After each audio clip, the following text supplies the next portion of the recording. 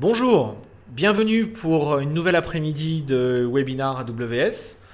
Aujourd'hui, nous allons parler de Big Data. Exceptionnellement, nous enregistrons ces webinaires à l'avance car je suis en déplacement à la date initialement prévue.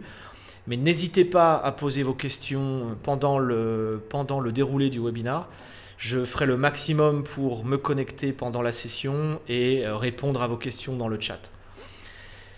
Au programme donc, de cet après-midi, nous commencerons par une présentation générale des services Big Data disponibles sur AWS. Puis, dans le deuxième webinaire, nous ferons une Big Data Battle. Nous comparerons les performances de plusieurs services en direct sur le même dataset. Ne ratez pas cette deuxième session. Mais commençons donc par l'introduction et par le panorama du Big Data et des services disponibles sur AWS.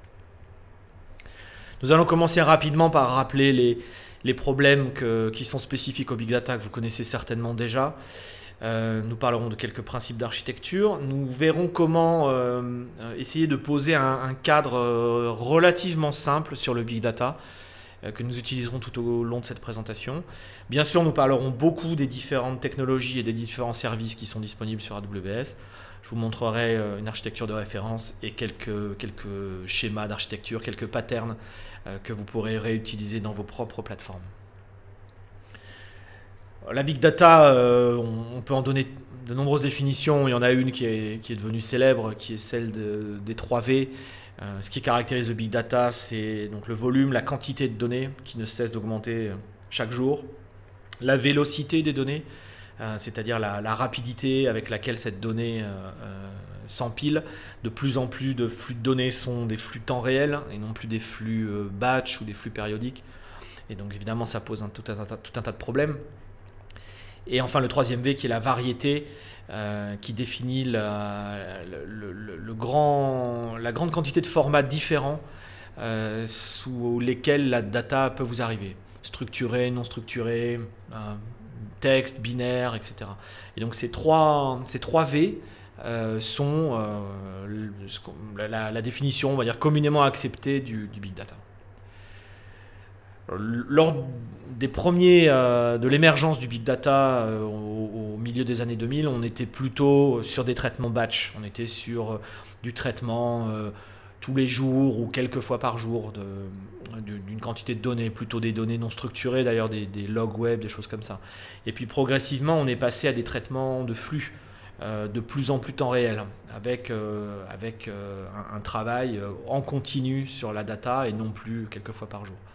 Et puis maintenant, on a ajouté dans ces projets-là assez régulièrement des notions de machine learning pour non seulement agréger la donnée, la traiter, etc., mais aussi en tirer des conséquences et en tirer des prédictions, là aussi le plus souvent en temps réel.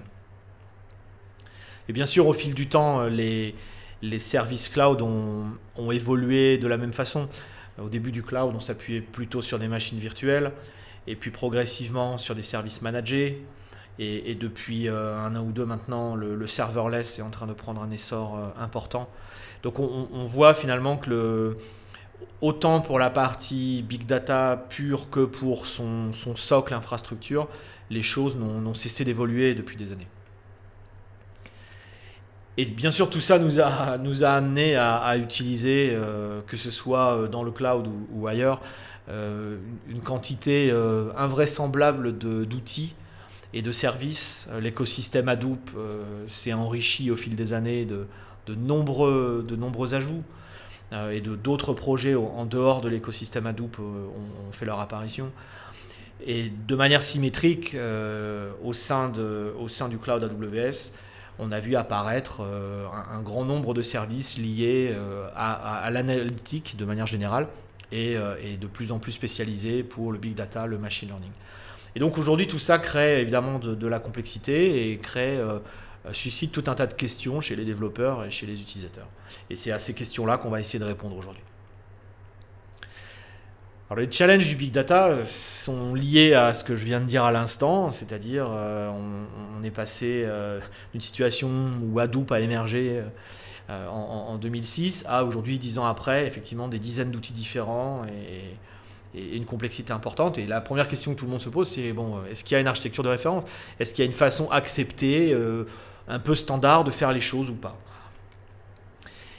La deuxième question ensuite, c'est de se dire, bon, parmi tous ces outils, lesquels dois-je utiliser? Lesquels sont les plus adaptés à mon application et à mon business?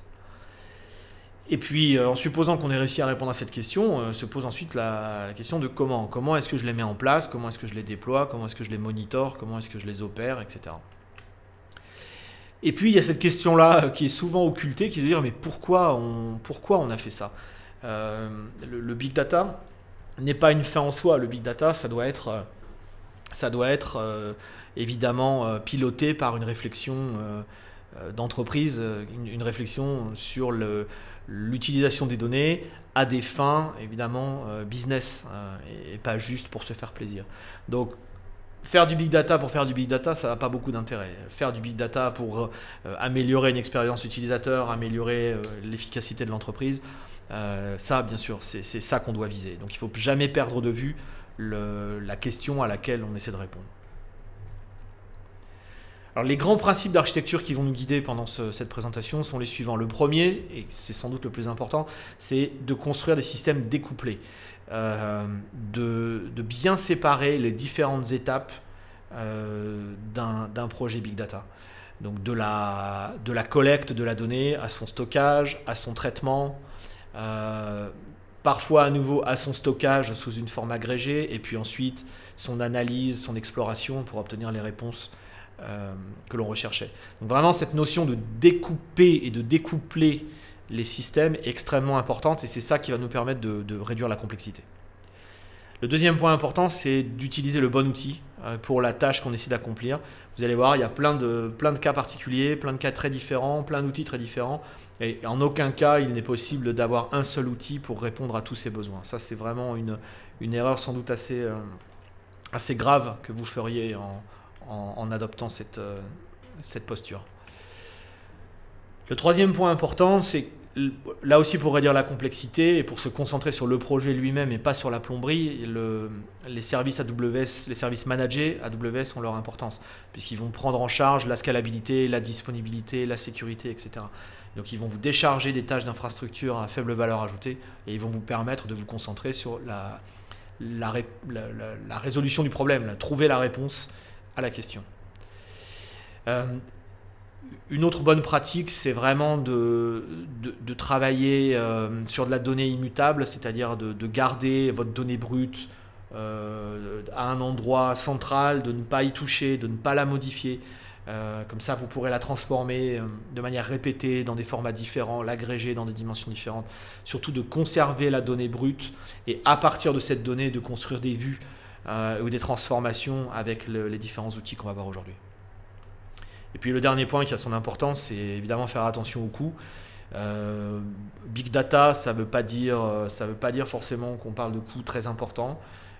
C'est aussi souvent une erreur qu'on voit malheureusement. Les gens pensent que inévitablement les projets big data sont extrêmement coûteux parce qu'ils nécessitent beaucoup de techno, beaucoup d'infra, etc.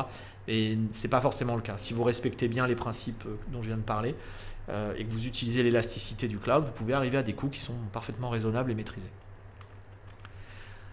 Alors l'approche qu'on va avoir aujourd'hui, c'est vraiment une approche, vous voyez, très simple, de dire j'ai des données et je veux utiliser ces données. En fait, j'ai même des questions que je me pose et sur ces données et je veux répondre à ces questions. Et donc pour cela, il va falloir que je collecte la donnée, il va falloir que je la stocke, il va falloir que je l'analyse, il va falloir que je la consomme ou que je la visualise. Et bien sûr, il est très probable que je doive passer à travers plusieurs cycles d'analyse et de stockage de données intermédiaires pour trouver la réponse.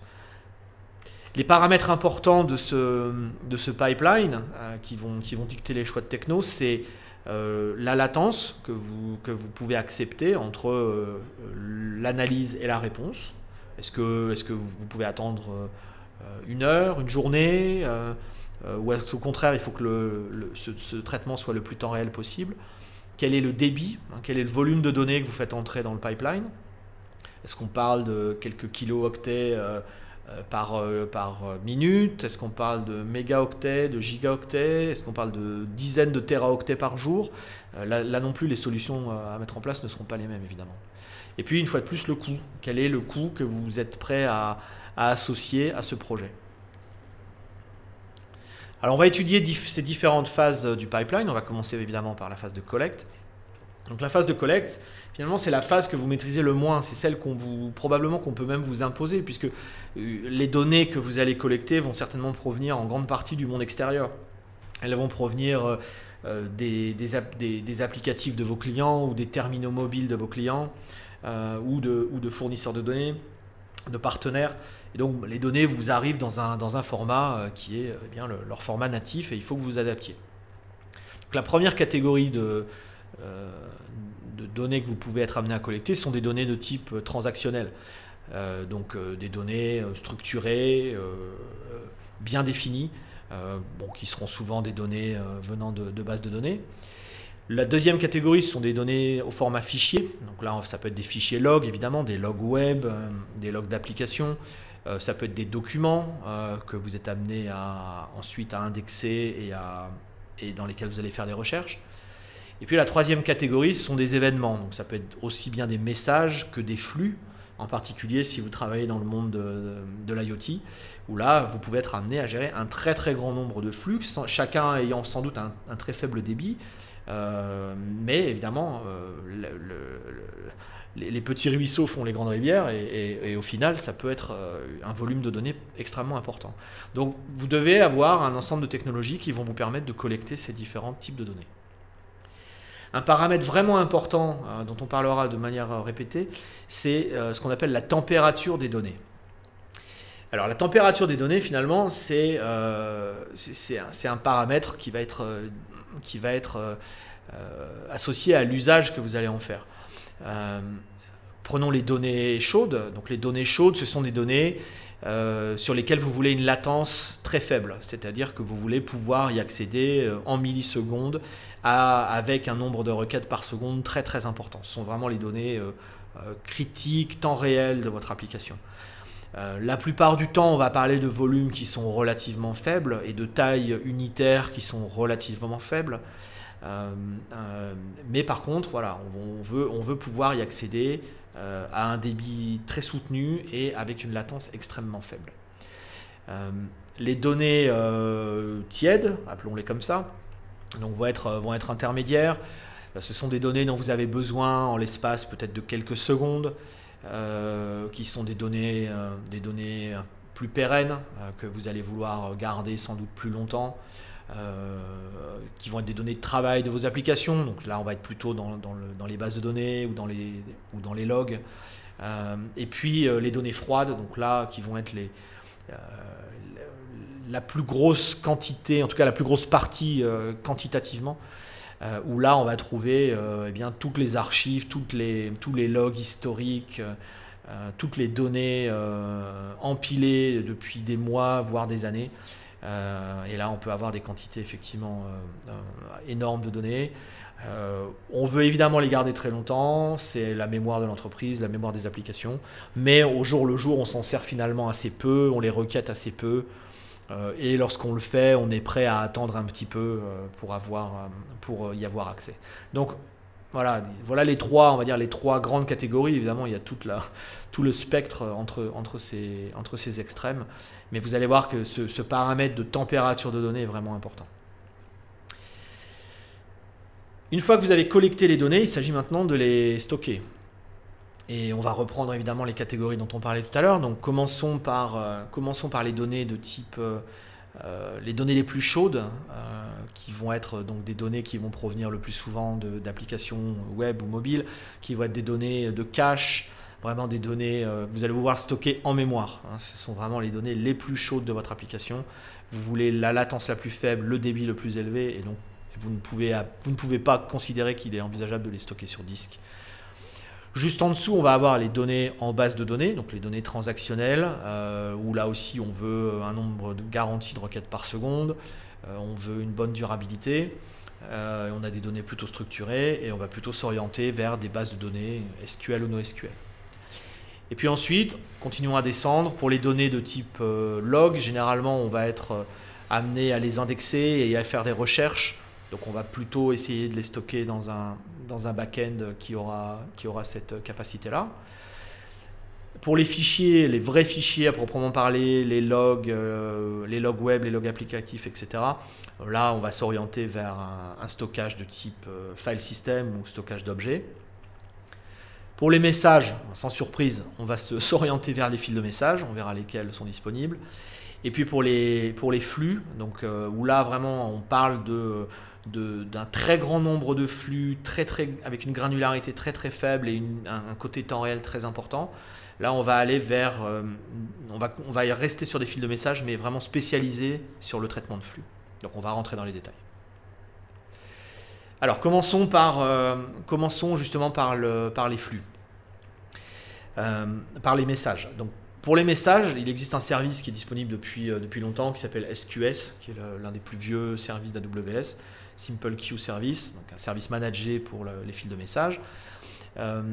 Et qui répond bien à des problématiques, on va dire, d'applications traditionnelles qui ont besoin de s'échanger des messages. Voilà, avec un nombre de messages par seconde raisonnable, des tailles de messages raisonnables, un nombre d'acteurs communicants raisonnables. Voilà. Vraiment, on est dans le passage de messages entre applications.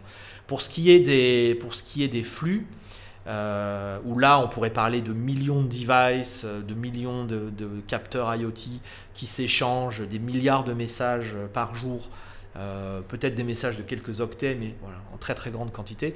Là, SQS n'est pas vraiment adapté, il faut aller vers d'autres technologies. Il y a un produit open source qui s'appelle Kafka, qui répond bien à ce besoin. AWS propose un service qui s'appelle Kinesis, qui est donc un service managé, qui est équivalent à Kafka, donc qui va gérer des fils de messages, qui va persister les messages, etc. et qui est extrêmement scalable. On a une abstraction de plus haut niveau sur Kinesis qui s'appelle Firehose, qui permet de manière assez simple de déplacer des données entre des services AWS avec moins de flexibilité et moins de complexité que Kinesis Streams, mais intéressant dans des cas un petit peu plus simples. Et puis bien sûr, on a toujours DynamoDB qui est le service managé NoSQL d'AWS et qui permet de stocker des données de type clé-valeur et sur lequel on peut activer des streams afin de déclencher par exemple une fonction lambda à chaque mise à jour ou au bout de n mises à jour dans une table DynamoDB. Donc ça peut être un mécanisme intermédiaire pour stocker des données de manière pérenne dans Dynamo, tout en ayant des traitements temps réel déclenchés par les streams DynamoDB. Donc l'avantage d'avoir des streams, c'est celui-ci, c'est de dire je peux avoir un immense nombre de producteurs de données, donc là à gauche, auxquels correspondent là aussi un grand nombre de consommateurs. Et donc il faut pouvoir avoir un mécanisme qui est capable d'accepter une volumétrie très importante en entrée, un grand nombre de clients, tout en garantissant évidemment que les messages ne soient pas perdus et ne soient consommés qu'une fois. Donc c'est un des avantages de Kinesis, c'est de découpler complètement les producteurs et les consommateurs. Donc les producteurs écrivent le message dans le flux et puis ils reprennent la main automatiquement, ils font autre chose. Les consommateurs de l'autre côté, ils lisent les messages à leur rythme, à leur vitesse. Ils peuvent lire dans plusieurs flux différents, c'est flexible. L'ordre des messages est préservé. On peut avoir de la consommation en parallèle sur les différents flux. Et puis on a des flux qui sont persistants, puisque Kinesis peut garder les messages jusqu'à 14 jours. Donc même si tous les consommateurs s'arrêtent de travailler, eh bien, on a la garantie qu'on perd pas les messages. Alors SQS, il y a un cas plus simple. SQS peut avoir plusieurs producteurs.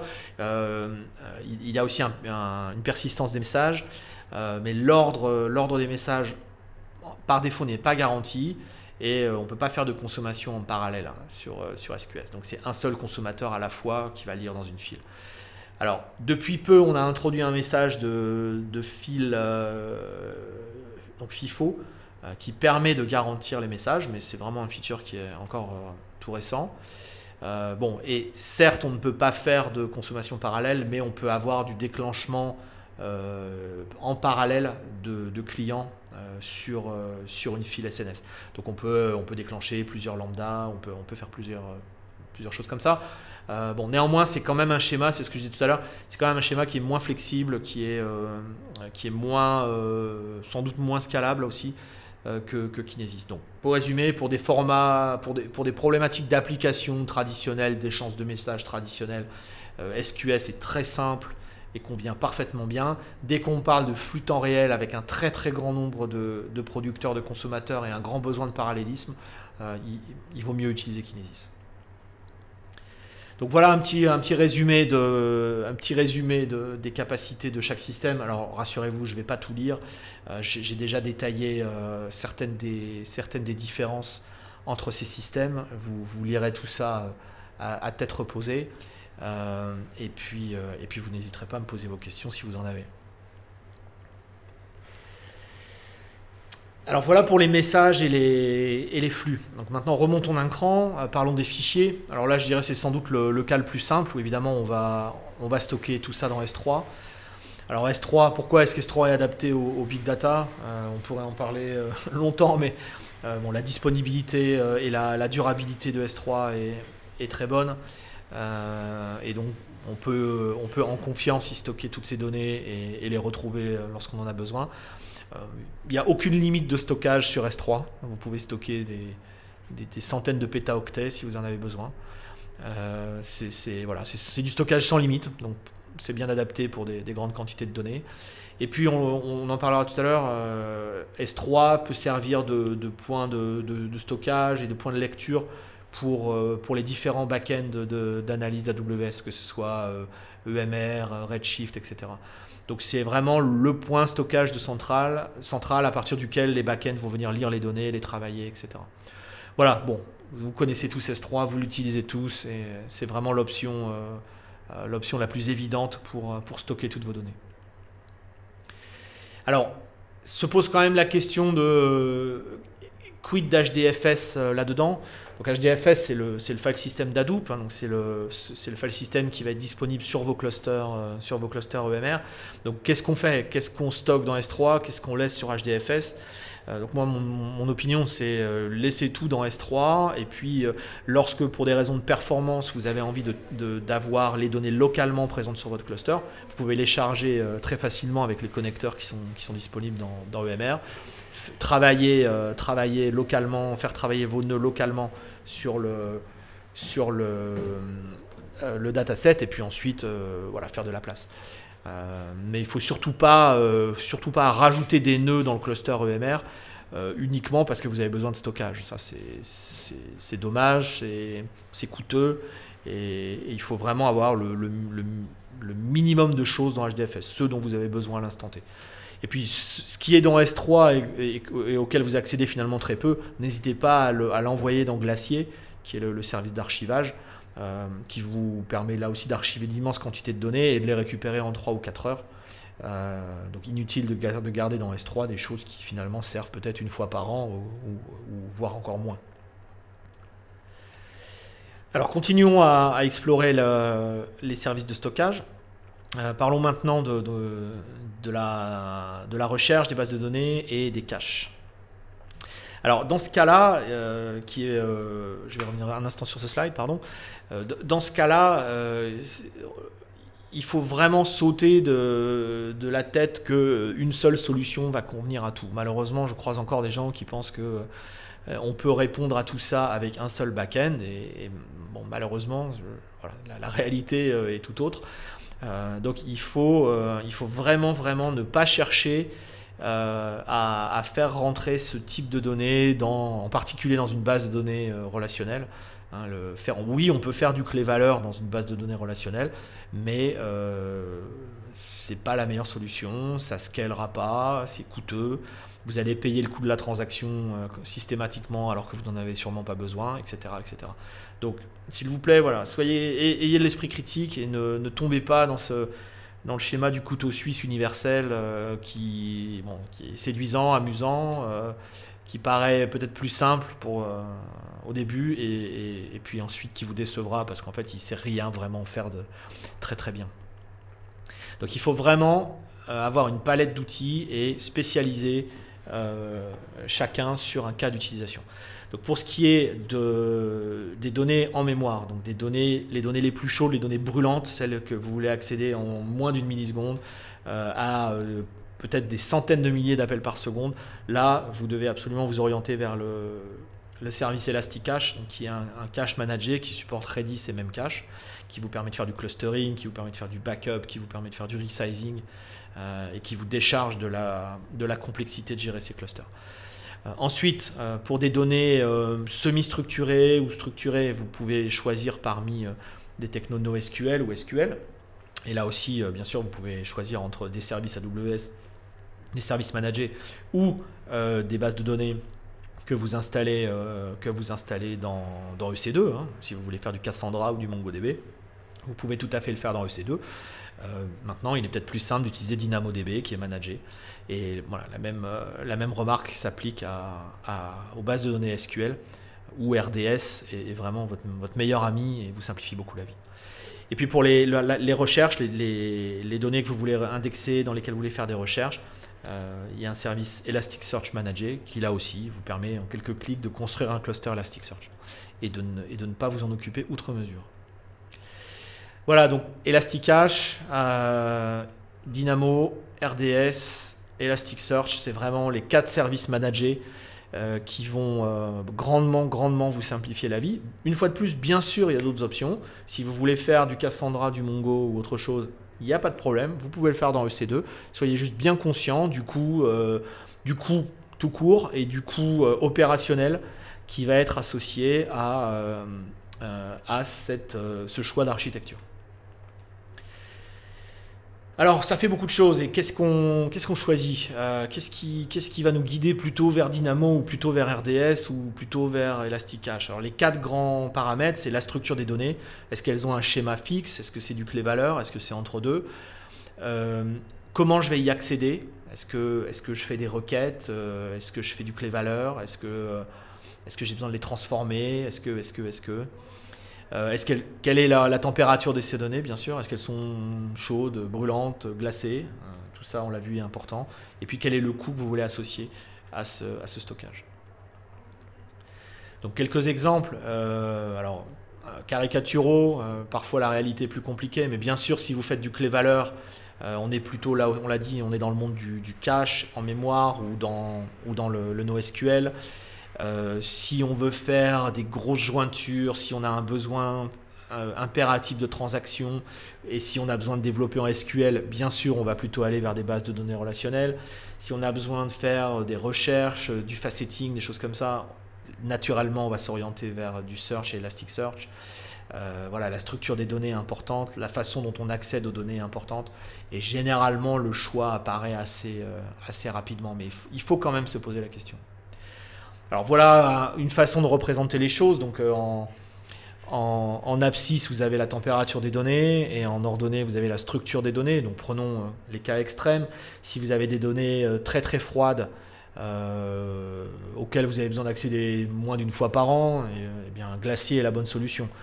Si vous avez des données tièdes, très structurées, une base de données SQL est sans doute une bonne solution.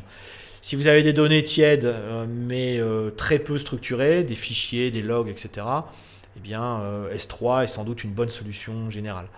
Et puis si vous avez des données brûlantes, peu structurées ou sans aucune structure, clé-valeur pure, bien sûr il faut aller sur du in-memory.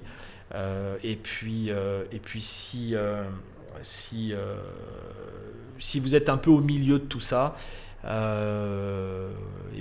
voilà, vous avez la recherche qui est toujours la solution un peu intermédiaire entre les fichiers et les bases de données. Voilà, donc vous voyez, il y a tout un tas de paramètres, il faut vraiment faire cette analyse à chaque fois, pour chaque application, se poser les bonnes questions. Quelle est la latence, quel est le volume, quelles sont les requêtes, quel est le coût, etc. Bien regarder les différents services et faire le bon choix. On voit que finalement, bon, il y a assez peu de recoupements. Bon, parfois, effectivement, entre le SQL et le fichier, on peut hésiter.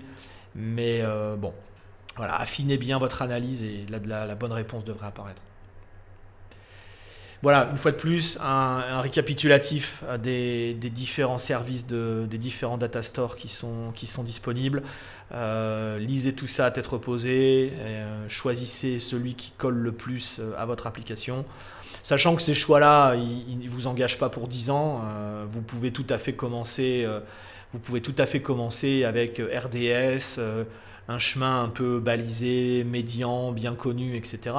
Et puis si vous vous rendez compte que la volumétrie de votre application augmente et que le taux de requête augmente et que le scaling d'une base de données relationnelle est peut-être pas une bonne idée, vous pouvez vous poser la question de bouger vers DynamoDB, voire vers Elasticache. Bon voilà, tout ça c'est pas des silos, c'est des points de départ sur la base des différents paramètres de votre application. Et puis ensuite vous verrez comment les choses évoluent et il n'est pas si compliqué ensuite de passer d'un système à l'autre, voire même d'en utiliser plusieurs pour différents systèmes. Alors prenons un exemple, comparons le coût de l'utilisation d'S3 et le coût d'utilisation de DynamoDB.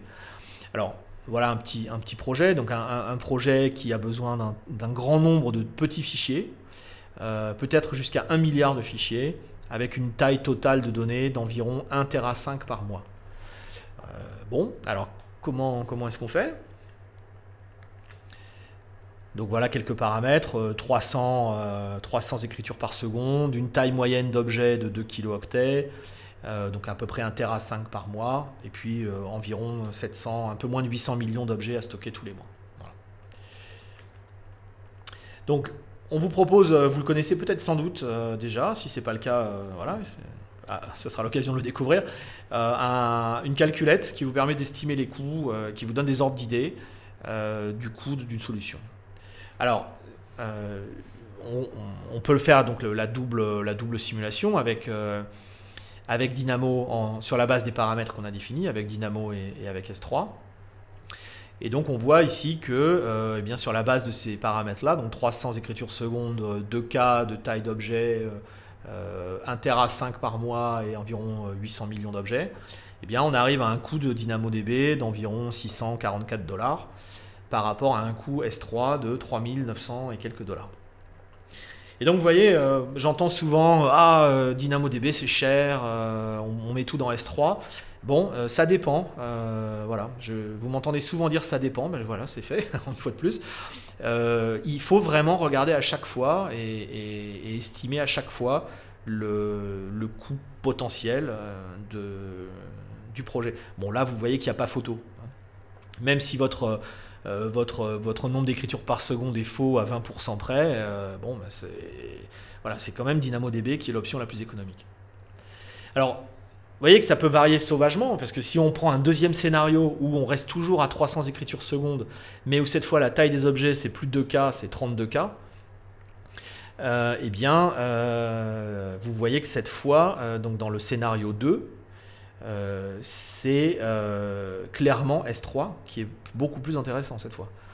D'accord, donc vous voyez, c'est ce que je disais tout à l'heure, une application qui démarrerait avec une volumétrie faible, des tailles d'objets faibles et qui démarrerait sur Dynamo parce que vous avez fait ce calcul initialement, eh bien, deviendrait finalement très coûteuse lorsque la taille des objets se mettrait à augmenter. Donc il est important vraiment au fil du temps de monitorer aussi le coût des services et de ne pas hésiter à refaire ces simulations. Et là, vous voyez que l'économie est très très significative. On parle de 5 000 $ par mois, c'est pas négligeable. Donc pensez régulièrement à réestimer le coût et à regarder s'il n'y a pas un back-end qui, étant donné l'évolution de votre appli, est plus adapté. Alors continuons avec la phase d'analyse. Plusieurs façons d'analyser les données. La première, la plus ancienne, le mode batch, le calcul, l'analyse périodique de données. Alors, tous les quelques jours, toutes les semaines ou tous les mois, hein, les fameux rapports mensuels, les rapports de vente, etc., etc. Les tâches très périodiques sur des volumes plus ou moins importants de données, voilà, dont la production est importante, mais où finalement la durée du calcul n'est pas un paramètre vital. C'est-à-dire que ce qui compte, c'est que vos rapports sortent le 1er de chaque mois ou le 31 de chaque mois. Bon, si le temps de calcul c'est un quart d'heure de plus que le mois d'avant, c'est pas très très grave. Donc ce qui compte, c'est plutôt la périodicité. Donc là, l'outil habituel pour ce genre de choses, c'est plutôt EMR, donc Hadoop et ses amis, pour, en particulier si vous avez de gros volumes de données. La deuxième façon de faire de l'analytique, c'est l'interactif. Donc là, on est plutôt... on est dans l'exploration, on est dans l'analyse, pas tout à fait temps réel, mais en tout cas où un humain veut, en l'espace de quelques secondes ou quelques minutes au grand maximum, via un dashboard, via des notebooks, via des choses comme ça, a envie d'avoir une réponse. Donc là, on va s'éloigner un peu d'Hadoop. On peut continuer à faire évidemment du Presto, du Spark, etc. sur EMR, et on va aller vers des services conçus pour être plus interactifs comme Athena ou comme Redshift, qui vont vous donner des réponses plus rapides. Bon, et puis après, il y a la communication, on va dire temps réel, où là, on n'est plus du tout, on n'est plus dans un humain pose des questions et veut obtenir une réponse. On est dans de la communication entre systèmes, entre machines. Et là, on est purement dans le passage de messages. Donc, on va faire du SQS, on va faire du Kinesis, et on veut absolument la latence la plus faible sur ces traitements. L'extrême, c'est le stream dont on a déjà parlé, où là, on veut non seulement du passage de messages, mais on veut le faire à l'échelle, on veut le faire potentiellement en milliers, dizaines de milliers de messages par seconde. Et on veut non seulement passer des messages et en plus faire de l'analyse en temps réel dessus. Donc par exemple avec Spark Streaming ou avec Kinesis Analytics qui vous permet d'exécuter des requêtes SQL sur des messages qui sont stockés dans les flux Kinesis, etc., etc. Donc vous voyez, en fonction de l'usage, est-ce qu'on est dans le truc automatisé qui tourne une fois par mois? Est-ce qu'on est dans le travail au quotidien d'un analyste, d'un data scientist, etc. Ou est-ce qu'on est dans la communication entre systèmes et jusqu'où on veut aller dans la sophistication de cette communication? Et puis, bon, au bout du bout, le machine learning, où effectivement on a envie, dans un délai bref, qui peut être temps réel ou quelques minutes, on a envie, sur la base des données qu'on a traitées, qu'on a reçues, traitées, etc., on veut être capable de faire une prédiction, on veut être capable d'obtenir un avis. Donc là, Amazon Machine Learning ou SparkML dans EMR. Voilà, donc encore plusieurs solutions de streaming. Je ne rentre pas trop dans les détails, hein. Je vous laisserai lire tout ça et n'hésitez pas à me poser vos questions. Mais vous voyez, la tendance est vraiment vers le temps réel au maximum. Donc recevoir les flux, les stocker et les analyser en temps réel. On n'est plus dans je stocke tout et puis on analysera ça la semaine prochaine. On veut être capable d'appliquer des traitements en temps réel sur les données, que ce soit avec du Spark Streaming, que ce soit avec Kinesis Analytics, que ce soit avec des fonctions lambda qui sont déclenchées sur des écritures dans DynamoDB ou qui lisent dans des fils SQS, etc., etc. Donc il y a vraiment beaucoup de choix pour le faire, beaucoup de langages différents, beaucoup de paramètres un peu différents, et il est important de bien regarder tout ça et de choisir celui qui vous paraît le mieux collé à votre application. Pour les outils d'analyse, donc on l'a vu, il y a, on va dire, l'écosystème Hadoop pour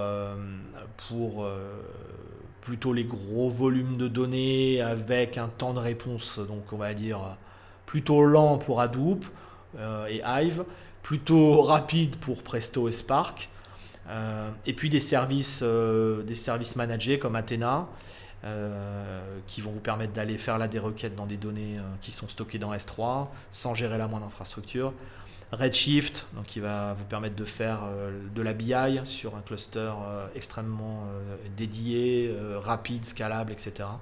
Donc là aussi, entre le job de streaming temps réel dans Spark ou le questionnement d'un analyste via Athena ou via Redshift, il y a aussi pas mal de possibilités. Donc là, une fois de plus, il faut regarder, se poser la bonne question, tester les différents systèmes et Et j'ai envie de dire, c'est pour ça qu'on va faire un petit benchmark tout à l'heure. Mais ne nous emballons pas.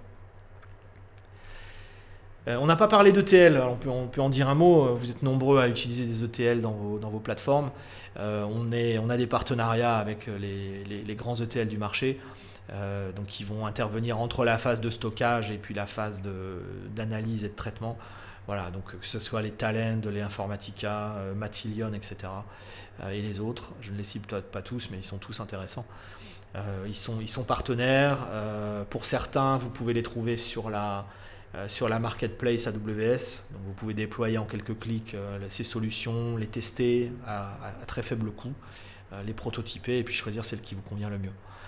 Et lors du dernier reInvent, au mois de décembre, on a annoncé un service d'ETL qui s'appelle Glue, qui est encore en preview, mais vous pouvez vous demander à rejoindre cette preview, qui va être donc finalement la brique qui manquait un peu dans l'écosystème data AWS pour faire le lien et l'orchestration entre tous les services dont je parle aujourd'hui. Voilà. Donc encore en preview, on espère pouvoir vous le montrer bientôt. Dernière étape du pipeline, la consommation. Nous y voilà. Alors la consommation, elle va pouvoir prendre des formes très très différentes. Bien sûr, il va y avoir la consommation par des applications, via des API. Donc vous allez avoir des applications qui vont venir interroger Redshift, qui vont venir interroger Amazon Machine Learning, etc. Pour travailler avec les données qui seront sorties du pipeline. Il peut aussi y avoir il y aura certainement aussi des utilisateurs humains qui vont vouloir faire de l'exploration, de la visualisation, de l'analyse, etc. Alors ils pourraient le faire par exemple avec QuickSight, qui est notre service de visualisation pour la BI, ou avec des solutions comme Kibana, Kibana qui est installé par défaut sur nos clusters Elasticsearch, ou alors avec des outils partenaires comme Tableau, Looker, MicroStrategy, etc., qui sont eux aussi disponibles sur la marketplace et que vous pouvez tester. Donc l'objectif, c'est d'être compatible avec le maximum finalement d'outils pour que vous n'ayez pas à changer votre façon de travailler et que vous puissiez profiter de l'élasticité et de la variété des services dont j'ai parlé, tout en continuant à y accéder avec vos outils BI, vos outils métiers traditionnels. Et dans la plupart des cas, tout ça va bien fonctionner. Bon, et puis après, il y a la partie un petit peu plus, on va dire, R&D, où bien sûr, vous pouvez utiliser des outils comme RStudio ou Jupyter ou Zeppelin pour vous connecter sur EMR et lancer des analyses et faire de l'exploration et de la data science. Tout ça fonctionne très bien. Nous voilà au bout du pipeline. Donc si on essaie de résumer un peu, on a parlé de tout ça. Hein. Vous voyez que oui, il y a un grand nombre de services, mais finalement on arrive à les organiser en différentes étapes. On arrive à les spécialiser en fonction de la structure des données, de la température des données. Voilà, comme je l'ai dit, il y a un peu de travail d'analyse, il y a un peu de travail de réflexion, mais généralement les choix apparaissent quand même relativement vite et relativement clairement si vos paramètres d'entrée sont assez clairs. Si vous connaissez la latence que vous voulez obtenir, si vous connaissez le format des données, si vous savez comment les données vont être accédées, par qui, à quelle fréquence, etc. Si vous avez une idée du coût associé, eh bien finalement, il y a tout un nombre le chemin à travers ces différentes étapes va se dessiner assez facilement. Alors regardons pour finir quelques patterns qui sont fréquents et qu'on observe vraiment souvent chez nos clients. Le premier, je vous le rappelle, c'est celui-là, c'est vraiment de découpler. Donc voilà, un service, une fonction, n'essayez pas de faire plein de choses en même temps. C'est compliqué à gérer, ça ne scalera pas forcément bien. Donc voilà, étape par étape, service par service, faites progresser votre donnée à l'intérieur du pipeline et ça rendra évidemment bien plus simple les modifications. Hein. On disait tout à l'heure, si vous avez une étape de store qui est faite dans RDS et que pour une autre raison vous devez passer dans DynamoDB, bon, très bien, vous changerez cette brique là, ça n'impactera pas tout votre process de données. Donc ce pipeline, c'est aussi du Lego, hein, comme d'habitude, et vraiment je vous incite à travailler de cette façon là. Un autre pattern qui est intéressant, c'est celui-ci, donc la consommation en parallèle, donc de la donnée qui va arriver ici dans Kinesis et qui va être consommée en parallèle par différents systèmes. Peut-être dans Spark pour faire de l'analytics en temps réel, peut-être dans Lambda pour des cas particuliers où vous voulez réagir immédiatement de manière vraiment instantanée sur tel type d'événement qui est peut-être un événement urgent, une alerte, un problème, etc. Et donc pas la peine de passer par une analyse Spark. Peut-être que pour ce type de message-là, vous voulez directement partir dans Lambda et programmatiquement réagir. Et puis peut-être que vous avez aussi des applications qui utilisent la librairie Kinesis pour faire leurs propres analyses. Donc voilà, toujours cette idée de spécialiser les applications, d'utiliser le meilleur service pour ce qu'on essaie de faire à l'instant T, et surtout de ne pas avoir un gros truc monolithique qui essaie de tout faire et qui à la fin ne fait rien vraiment bien. Voilà encore une autre façon de présenter le problème. Donc en fonction de la température des données, en fonction de la rapidité avec laquelle vous voulez obtenir vos réponses. Donc les données qui arrivent en haut à gauche. Si vous voulez des réponses instantanées sur des données très chaudes, donc vraiment de l'analytics temps réel, sans surprise, c'est Spark Streaming, c'est Storm si vous voulez déployer Storm, c'est Lambda, etc. etc. Bon, je vais pas tous les détailler, on en a déjà parlé, mais vous voyez, c'est juste une autre façon encore de visualiser ce parcours. Donc, à quelle vitesse est-ce que vous voulez les réponses et avec quelle fréquence vous allez utiliser cette donnée. Ok, ça c'est vraiment des paramètres qui sont très très structurants. Et d'ailleurs, on voit que différents systèmes peuvent se positionner à des endroits différents, comme Redshift ou comme Hive. Mais voilà, pensez vraiment à spécialiser vos cas d'usage. Donc du temps réel plutôt à gauche, un gros paquet interactif avec Redshift, Athena, voire Spark et Presto. Et puis Hive et Hadoop de manière générale pour vraiment ce que j'appelle le bulldozer, c'est-à-dire des centaines de téras, voire des pétaoctets à traiter. Bon, pas forcément dans des délais ultra brefs, mais voilà, il faut le faire et il faut sortir le bulldozer pour le faire. Voilà un exemple de traitement temps réel, donc des données qui arrivent dans Kinesis, qui pourraient déjà être préfiltrées ou préagrégées avec Kinesis Analytics. Et puis ensuite, on pourrait les envoyer dans différents systèmes. Alors par exemple dans EMR pour faire du streaming avec Spark, et puis on stockerait des résultats de streaming et des logs dans S3. Lambda pour agir programmatiquement, instantanément et mettre à jour des choses dès qu'un événement se produit. Et puis par exemple la librairie Kinesis là aussi pour ensuite faire un traitement qu'on répercute à nouveau ensuite dans Kinesis ou dans SNS pour alerter d'autres applications. Enfin, vous voyez, on voit toujours les mêmes services finalement, mais combinés de manière assez différente. Voilà un exemple encore où on a deux chemins. On a un chemin donc en haut rapide, hein, on a le fast track pour le traitement interactif, où les données arrivent dans Kinesis, sont déposées dans S3, et puis elles sont prélevées dans S3 par Redshift ou Athena ou Presto ou Spark, pour permettre à des humains de faire de l'analyse dessus avec des temps de réponse faibles. Et puis en bas, on a un chemin plus lent où on va, sur l'ensemble des données ou peut-être des jeux de données plus importants, on va faire de gros traitements Hadoop et puis publier des résultats qui vont être ensuite consommés. Voilà, peut-être qu'en bas, on va traiter l'intégralité du jeu de données à chaque fois. Peut-être qu'en haut, on va juste faire la dernière heure ou la dernière journée pour avoir des temps de traitement beaucoup plus faibles et une interactivité meilleure. Mais vous voyez, on a toujours quand même à la fin, on a une seule plateforme qui se spécialise, qui s'adapte et qui permet de construire des choses assez différentes. Donc en résumé, les points les plus importants. Construisez des systèmes qui sont découplés avec des étapes claires et avec à chaque étape le meilleur outil pour le job. Mon conseil, c'est de vous appuyer sur les services managés AWS pour une fois de plus, vous décharger des tâches d'infrastructure importantes, comme la scalabilité, la haute dispo et la sécurité, mais finalement qui sont périphériques par rapport au projet lui-même. Le projet, c'est comment avec ces données je peux répondre à mes questions. C'est ça, ça doit être ça votre priorité. Et donc les services managés vont vous permettre de vous concentrer sur ça sans avoir à aller chercher, sans avoir à aller passer trop de temps sur les tâches purement techniques.